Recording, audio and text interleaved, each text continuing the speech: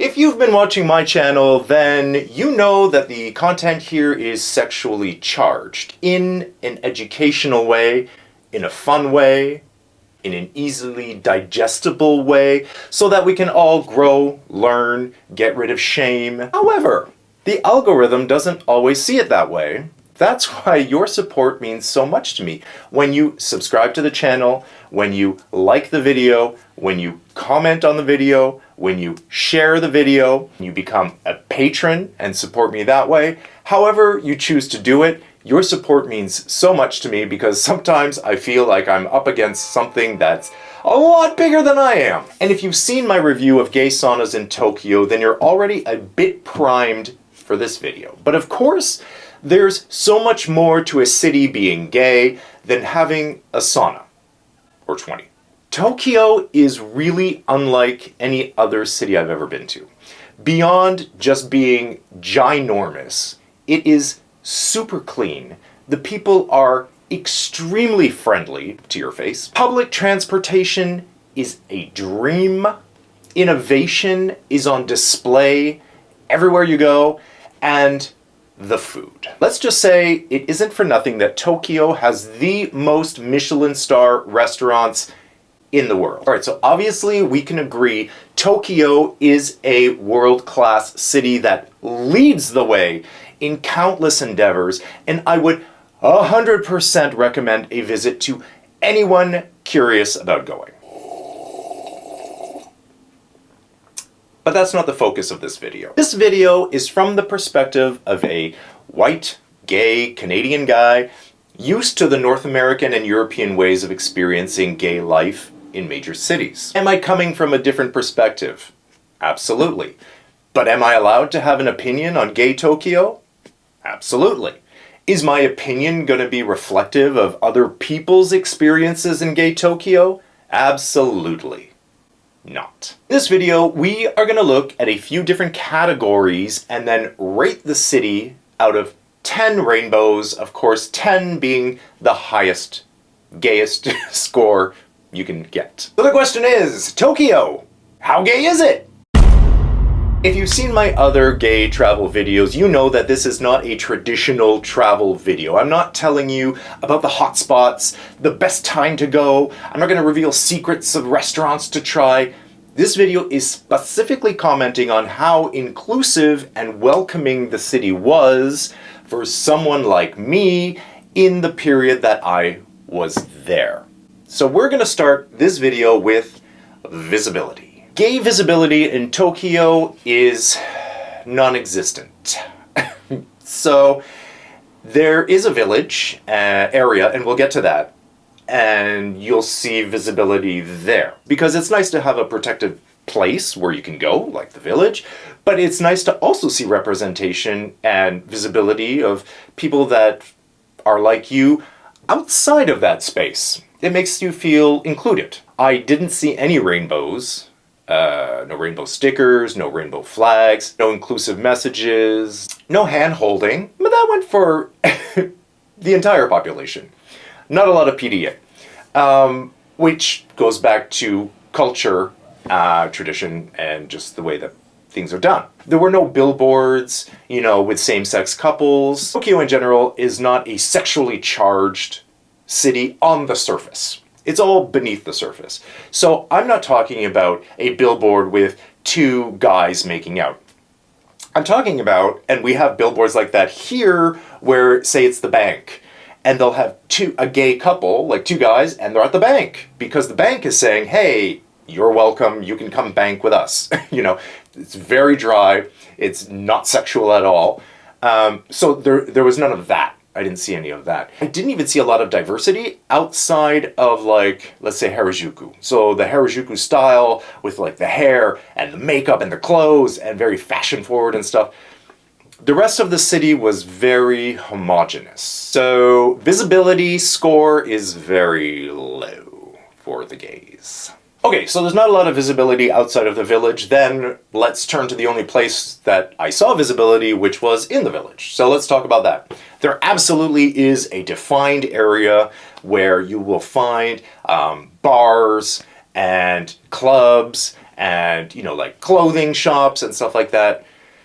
So apparently there are hundreds of clubs, but they're all very hidden away. They're all kind of tucked away. So I'm assuming as a local, you know where they are and you are welcome at these places.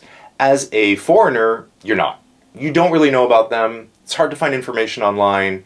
And the ones that you do see are at ground level. So I have a feeling that they've put the ground level bars that kind of spill out into the street, they put the rainbow flag, because they're kind of like, okay, this is for the tourists, because this is what they are expecting from a gay bar in Tokyo.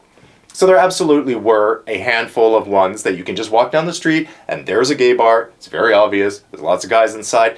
The most interesting one to me, and I mentioned this in the other video, was the lesbian bar. Looked the most inviting, actually. On a whole, aside from those few bars, which were never really busy, and I went there at different times, more daytime, and then I went in the evening, it was just hard to get a good read on when to go, because honestly, it never looked that busy. Like personal preferences and also my experience. Like I said, if you live in Tokyo, you're Japanese, you know where to go, and you probably have the time of your life, and it's probably the best gay experience in the world.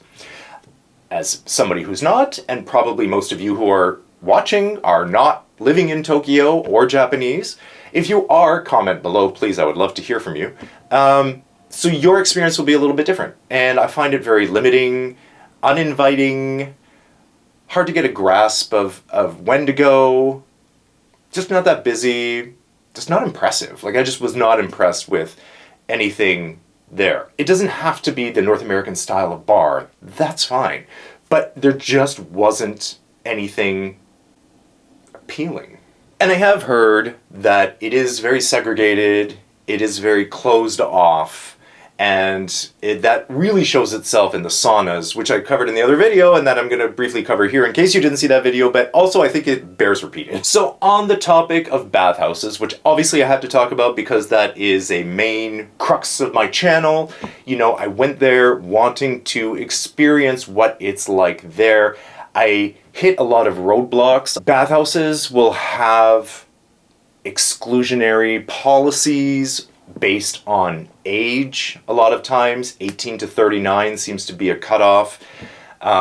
Your hair, if it's touching your eyebrows or your ears, that's too long. They prefer like a buzz cut. These are certain places, but these are actual restrictions that exist. It seems to be up to the discretion of whoever's working the front desk, but it seems like each place has a type that they're trying to attract, and that's it.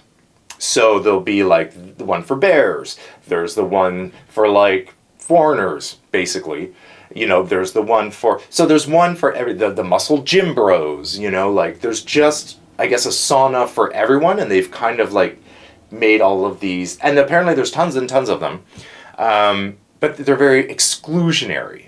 So you have to find the one that is right for you. Here's my take on this. You can run your business however you want. If you're a bakery in the US that doesn't want to bake a cake for a gay wedding, true story, then don't. But I don't have to agree with your decision not to. And the same, I think, goes for the saunas in Tokyo. You can exclude whoever you want from your establishments, but I don't have to agree with your decision to do that. I'll go back to the point that I made in my previous video when I reviewed the Tokyo sex clubs, where I said, for myself, as a younger gay, I enjoyed older men and stockier guys, among other types. So, like, don't assume that young, muscly gym bros are only into young, muscly gym bros. That's all I'm saying. I'm sorry, I wish I had better news. You probably saw this coming. Unfortunately, due to all of that, I'm gonna have to award Tokyo 3 rainbows out of 10. There is a village. There are bars. There is a presence, but it's a 3 out of 10. Unless you live there, which if you do live there, I would love to hear your rainbow rating for your city. I'm sure it's very different. The low rating is kind of a shame because the city itself is easily a 10 out of 10. on every other aspect. My channel is made possible through the support of my patrons. Patrons of my channel get advanced access to videos and behind-the-scenes content. And for a deeper dive, why not sign up for my newsletter? It's absolutely free and it's full of discounts on fun stuff for you to enjoy. And when I say fun stuff, I mean sex toys. Just go to patrickmarano.com, linked in the description below, and I will see you in the next video. Mwah!